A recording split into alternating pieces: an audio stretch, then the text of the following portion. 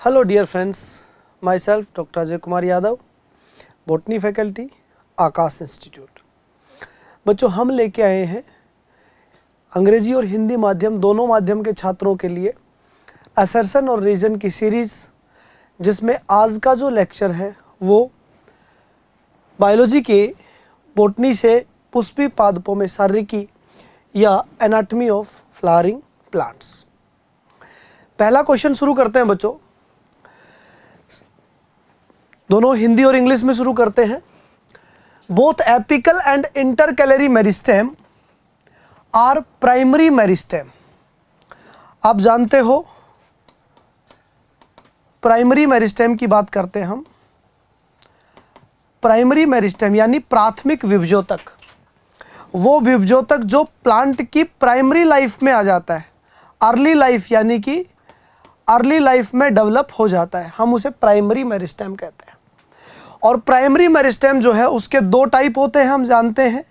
एक होता है एपिकल मेरिस्टेम और एक है इंटरकैलरी मेरिस्टेम। प्राइमरी इसलिए बोलते हैं क्योंकि अर्ली लाइफ में अपीयर होते हैं। तो यहाँ पर यह स्टेटमेंट सही है, हिंदी में देख लेते हैं। शीर्षस्थ और अंतर्विष्ट विभजोतक दोनों प्राथमिक विभजोतक है। ठीक है, ये स्टेटमेंट ठीक है। इधर ये भी ठीक है, ये गलत लिखा हुआ है। Both apical and intercalary meristem are primary meristem. Statement दोनों सही है, ठीक है। इसके बाद रीजन पर चलते हैं। क्यों प्राइमरी मेरिस्टेम क्यों कह रहे हैं इसको? Apical and intercalary meristem appear early in life and contribute to formation of primary plant body. इसीलिए तो हम उसे क्या कह रहे हैं? प्राइमरी मेरिस्टेम कह रहे हैं। क्यों? हिंदी में देख लेते हैं। शीर्षस्थ और अंतर्विष्ट विभजोतक जीवन के प्रारंभ में प्रकट होते हैं, मतलब प्रारंभिक लाइफ में प्रकट होते हैं, और प्राथमिक पादप काय के निर्माण में सहयोग करते हैं। यहाँ हमारे पास ए और आर दोनों सही हैं। एक्सप्लेनेशन यहाँ पर यह है कि एपिकल और इंटरकैलरी मेरिस्टेम को प्राइमरी मेरिस्टेम इसलिए कहते हैं क्योंकि प्राइमरी लाइफ में आते हैं, और प्राइमरी जो लाइफ है उसमें अगर हम कहें तो प्राइमरी प्लांट बॉडी का फॉर्मेशन कर रहे हैं। तो यहाँ पर ए और आर दोनों करेक्ट है, और यहाँ पर एक्सप्लेनेशन जो है वो भी करेक्ट है। एक्सप्लेनेशन भी करेक्ट है और ए और आर दोनों सही है। ठीक है, तो आंसर हमारा पहला हो जाएगा। ठीक, नेक्स्ट चलते हैं क्वेश्चन नंबर 2 पर।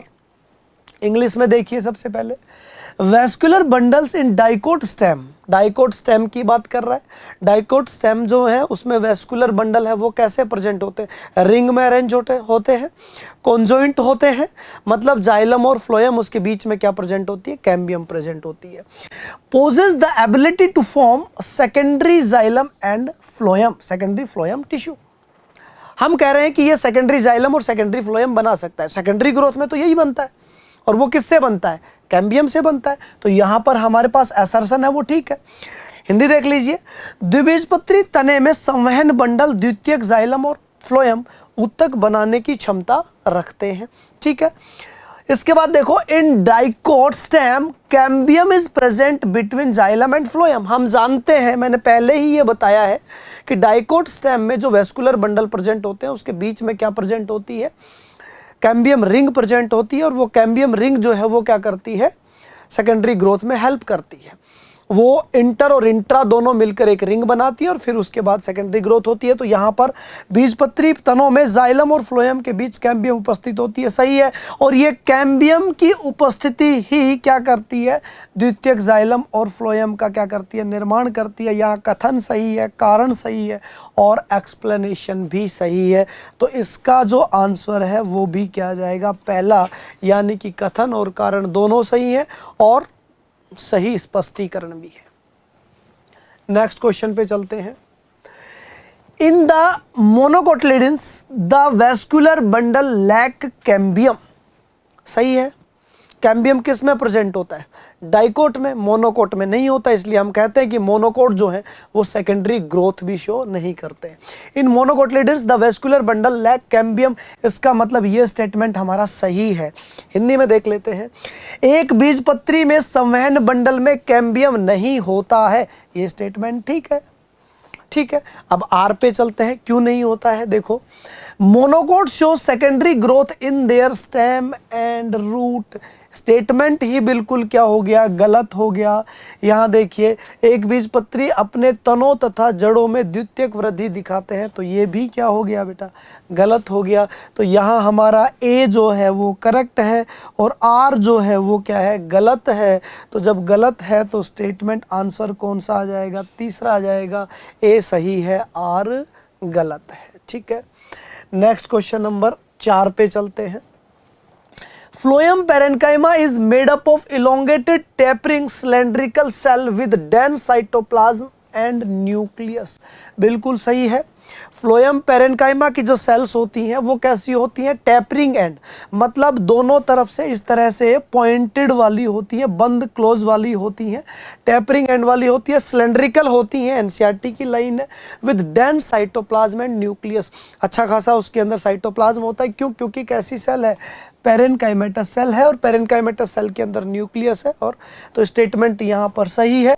हिंदी में देख लीजिए एक बार। फ्लोएम मृदुतक लंबी नुकीली बेलनाकार कोशिकाओं से बना होता है जिसमें सघन कोशिका द्रव और केंद्रक होता है। स्टेटमेंट सही है। रीजन देखिए, phloem parenchyma help in storage and lateral conduction of food in monocot. गलत है, क्योंकि उसमें मोनोकोट में फ्लोएम पेरेनकाइमा होता ही नहीं है। यहाँ पर ये जो स्टेटमेंट हिंदी में देख लीजिए, फ्लोएम मृदुतक एक बीजपत्री में भोजन के भंडारण तथा पार्श्व संवहन में मदद करता है। करता जरूर है, ठीक है, लेकिन एक बीजपत्री में नहीं करता, एक बीजपत्री में होता ही नहीं है, ये तो एब्सेंट होता है। तो ये स्टेटमेंट हमारे पास गलत हो गया। तो यहाँ ए सही है और आर जो है वो गलत है। तो इसका आंसर भी क्या आ जाएगा, तीसरा आ जाएगा। नेक्स्ट क्वेश्चन है, छोटा सा क्वेश्चन है। Trichomes are epidermal hair on the stem. बिल्कुल सही है। ट्राइकोम्स होते क्या हैं, कहते हैं कि ये स्टेम जो है उसका आउटग्रोथ माना जाता है। और ख़ास बात ये है कि ट्राइकोम्स कैसे होते हैं, मल्टी सेल्यूलर होते हैं, क्योंकि ये डिवीज़न से बनते हैं। और आर क्या बोल रहे, स्टेटमेंट यहाँ सही है। त्वचा रोम तने पर एपिडर्मल रोम होते हैं। एपिडर्मल मतलब बाह्य त्वचीय। यहाँ एपिडर्मल को आप क्या लिख सकते हो बच्चों, बाह्य त्वचीय रोम भी लिख सकते हो। बिल्कुल सही है स्टेटमेंट। कारण देखिए, त्वचा रोम सदैव एक कोशिकीय होते हैं, तो ये तो स्टेटमेंट ही गलत हो गया। तो हमें कारण पर दिमाग लगाने की आवश्यकता नहीं है। यहाँ ए सही है, आर जो है वो गलत है। तो इसका आंसर भी कौन सा आ गया, तीसरा आ गया। अगले क्वेश्चन पे चलते हैं बेटा। The outer hypodermis provide mechanical strength. अच्छा क्वेश्चन है, बन सकता है नीट में। The outer hypodermis provide mechanical strength to the young stem of dicot. आप देखिए, हवा चलती है तो डाइकोट जो प्लांट है वो हवा के साथ साथ झूल जाता है, लेकिन टूटता नहीं है। क्यों नहीं टूटता है, इसका रीजन में लिखा है, हम देखेंगे। यहाँ पर कह रहा है कि आउटर हाइपोडर्मिस, हम पढ़ते हैं उसका मैकेनिकल स्ट्रेंथ प्रोवाइड करता है डाइकोट स्टेम को, क्योंकि उसमें कोलेनकाइमेटस सेल्स होती हैं। और कोलेनकाइमेटस सेल्स जो है वो क्या प्रोवाइड करती हैं, इलास्टिसिटी प्रोवाइड करती हैं। The outer hypodermis consist of few layer of collenchymatous cells in dicot stem. तो यहाँ ए सही है, आर भी सही है और करेक्ट एक्सप्लेनेशन भी है। क्यों है, क्योंकि मैकेनिकल स्ट्रेंथ देने का काम कोलेनकाइमेटस का ही होता है। हिंदी में देख लीजिए, बाहरी अधस्त्वचा द्विबीजपत्री के सैसव तने यानी कि यंग स्टेम, सैसव तने मतलब यंग स्टेम को मजबूती प्रदान करता है। बिल्कुल सही है। और द्विबीजपत्री तने में बाहरी अधस्त्वचा कुछ परतों वाली कोलेनकाइमेटस यानी कि जिसे कहते हैं स्थूल कोणोत्तकी, हिंदी में कोलोनकाइमेटस को क्या कह देते हैं, स्थूल कोणोत्तक कोशिकाओं से बनी होती है। तो ये भी सही है। यहाँ ए सही है, आर सही है और एक्सप्लेनेशन भी क्या है, सही है। तो हमारा आंसर क्या आ जाएगा, फर्स्ट आ जाएगा। इसके बाद नेक्स्ट चलते हैं बच्चों, इंटरफेसिकुलर कैम्बियम। यदि आप ये देखो कि इंटरफेसिकुलर कैम्बियम क्या होता है, तो ये हमारे पास जो है वो क्या है, वैस्कुलर बंडल है, इसके बीच में ये जो कैम्बियम प्रेजेंट है यहाँ पर, इस कैम्बियम को यहाँ पर इसको कह देते हैं इंट्राफेसिकुलर, और इसके बीच में यहाँ पर जो बनी है उसे क्या कह देते हैं, ये इंटरफेसिकुलर है। तो ये इसके बारे में बात कर रहा है, इंटरफेसिकुलर के बारे में। देखिए, interfascicular cambium are formed as a result of dedifferentiation. पहले आपको डी डिफरेंशिएशन पता होना चाहिए कि वो सेल जो डिफरेंशिएट हो चुकी हैं वो यदि वापस से डिवीजन की कैपेसिटी को रिगेन कर लेती हैं तो हम उसे डी डिफरेंशिएशन कहते हैं। इस रीजन में जो है वो सेल्स प्रेजेंट होती हैं, वो कौन सी सेल्स होती हैं, पित्त की सेल्स होती हैं, जिन्हें पित्त रेज कहते हो आप। और पित्त रेज में यहाँ जो सेल्स होती हैं वो कैसी होती है, पेरेन्काइमेटस होती हैं।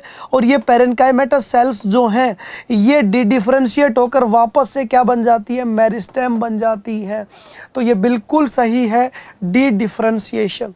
हिंदी में देखिए, अंतरपुलीय कैम्बियम, मतलब ये वाली जो कैम्बियम है का निर्माण निर्विभेदन, बिल्कुल सही है, यानी कि डी डिफरेंशिएशन के परिणाम स्वरूप होता है। सही है स्टेटमेंट। रीजन देखिए, इंटरफेसिकुलर है बेटा, ये interfascicular cambium is developed from primary meristem due to structural and functional changes.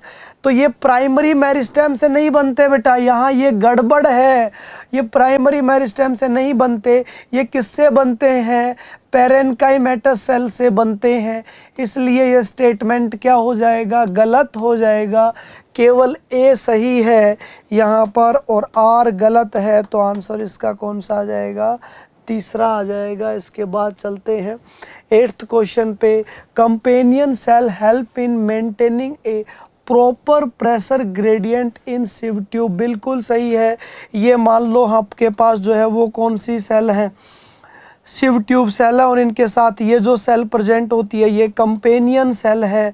तो फूड जो है वो सबसे पहले कंपेनियन सेल के पास, और कंपेनियन सेल से किसके पास जाता है, सिव ट्यूब के पास जाता है। तो प्रेशर ग्रेडियंट को मेंटेन कौन कर रहा है, कंपेनियन सेल कर रही है। तो ये स्टेटमेंट बिल्कुल सही है। हिंदी में देख लीजिए, सहकोशिका यानी कि कंपेनियन सेल चालनी नलिकाओं में उचित दाब प्रवणता को बनाए रखने में सहायता करती है। बिल्कुल सही है।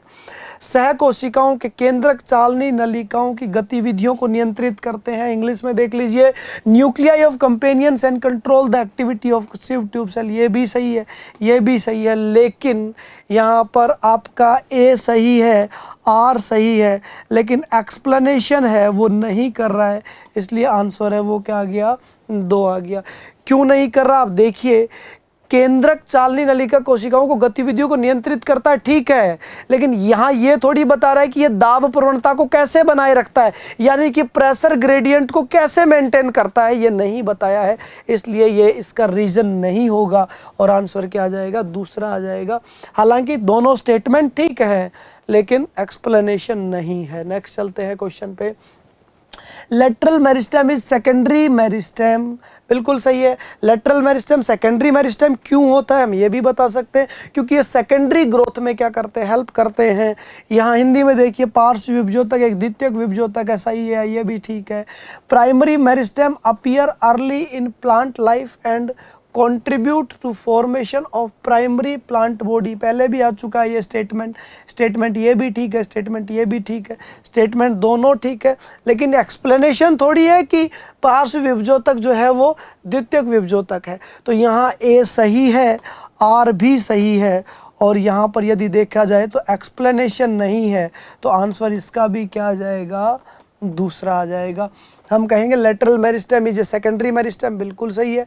Primary meristem appear early in plant life, बिल्कुल सही है। And contribute the formation of primary plant body, ये भी सही है, लेकिन ये एक्सप्लेन नहीं कर रहा कि लेटरल मेरिस्टेम सेकेंडरी मेरिस्टेम क्यों है, तो इसका आंसर दूसरा आ जाएगा। चलते हैं क्वेश्चन नंबर 10 पर। फ्लोएम फाइबर और है बेटा, ये ऑफ नहीं है, और bast fibre are made up of collenchymatous cells. तो ये तो दोनों के दोनों जो हैं वो कैसे होते हैं, डेड होते हैं, और डेड होंगे तो इसका मतलब स्क्लेरेनकाइमेटस सेल से मिलकर बने होते हैं, तो ये गलत है, कोलेनकाइमेटस नहीं आएगा।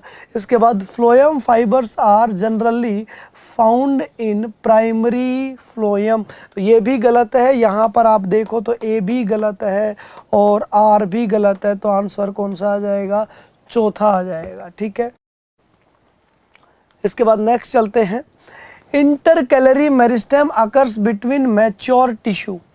इंटरकैलरी मेरिस्टेम जो है वो कहाँ पर प्रेजेंट होते हैं, मैच्योर टिश्यू के अंदर प्रेजेंट होते हैं, बिल्कुल सही है। आप यहाँ पर देखिए इस तरह से ये बीच बीच में जो प्रेजेंट है वो इंटरकैलरी मेरिस्टेम है, तो ये सही है। हिंदी में देखिए, अंतर्विष्ट विभजोतक परिपक्व ऊतकों के बीच में पाया जाता है, बिल्कुल सही है, ठीक है। Intercalary meristem help in elongation of the organ, बिल्कुल ठीक है। अंतर्विष्ट विभजोतक काय की लंबाई बढ़ाने में सहायक, बिल्कुल सही है, दोनों स्टेटमेंट सही है।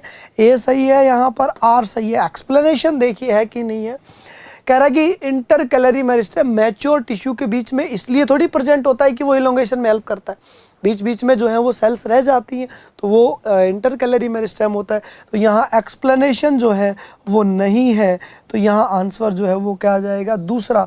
ए और आर दोनों सही है लेकिन एक्सप्लेनेशन नहीं है। क्वेश्चन नंबर 12 देखिए, इन angiosperm transport of food and water is more efficient then the gymnosperm and pteridophytes.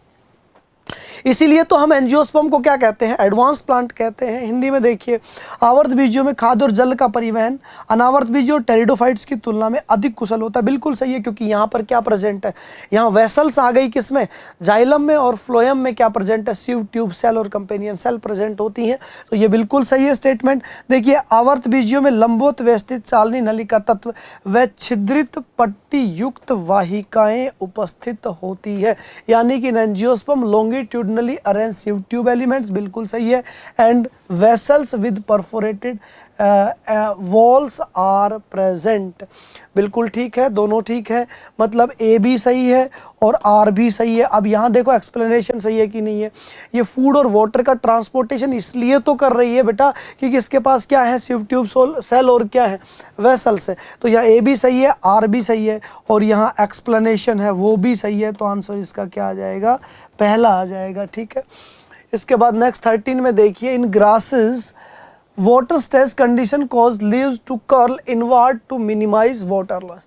आपको शायद याद होगा, बुलिफॉर्म सेल आपने पढ़ा है, क्या बोल रहा है कि जब वाटर स्ट्रेस होता है तो जो लीव्स हैं वो क्या हो जाती हैं, अंदर की तरफ कर्ल कर जाती हैं, मुड़ जाती हैं, तो ये स्टेटमेंट ठीक है। हिंदी में देख लीजिए, घासों में जल तनाव की स्थिति में पत्तियां जल हानि को कम करने के लिए अंदर की ओर मुड़ जाती हैं, बिल्कुल सही है, ठीक है। फिर क्या बोल रहा है, घासों की पत्तियों में बुलिफॉर्म कोशिकाएं जल की कम उपलब्धता के कारण शिथिल हो जाती है, यानी कि अंग्रेजी में देखिए, bulliform cells in the leaves of grass become flaccid due to low availability of water. अगर ज़्यादा अवेलेबल वाटर होगा तो ये क्या हो जाएंगे, इस तरह से टर्जिड हो जाएंगी, टर्जिड हो जाएंगी तो फैल जाएंगी, और जब वाटर निकल जाता है तो ये ऐसे क्या हो जाती है, फ्लैसिड हो जाती है, तो बिल्कुल सही है, जल की कम उपलब्धता के कारण ये क्या हो जाती है, शिथिल हो जाती है और बैंड हो जाती है।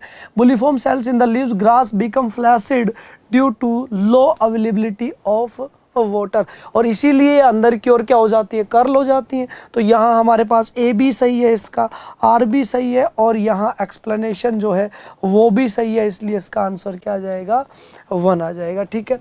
इसके बाद क्वेश्चन नंबर 14 देखिए बेटा, vascular cambium is consider as a lateral cambium, ठीक है, लेटरल कैम्बियम का एग्जांपल है, क्योंकि वेस्कुलर कैम्बियम किसमें, सेकेंडरी ग्रोथ में हेल्प करती है, तो स्टेटमेंट ठीक है। हिंदी में देख लीजिए, समवैन कैम्बियम को पार्श्व विभजोतक माना जाता है, बिल्कुल सही है। इसके बाद आर देखिए, it give rise to lateral root, बिल्कुल गलत है। लेटरल रूट का फॉर्मेशन कौन करता है, आप भी जानते हो, पेरिसाइकिल करता है, तो ये गलत है।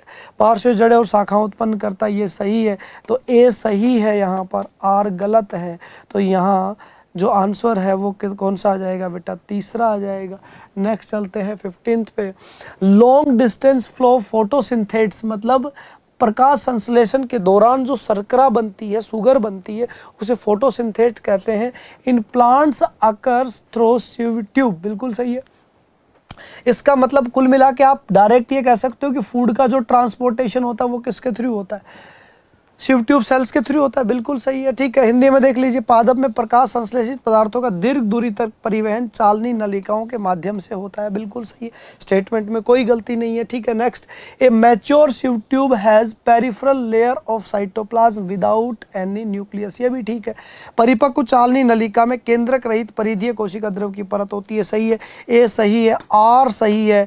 एक्सप्लेनेशन यदि आप देखो तो देखो, कि फोटोसिंथेसिस को लंबी दूरी तक परिवहन इसलिए थोड़ी करता है कि इसके पास जो है वो क्या प्रेजेंट होता है, साइटोप्लाज्म पेरिफेरी रीजन में प्रेजेंट होता है, नहीं।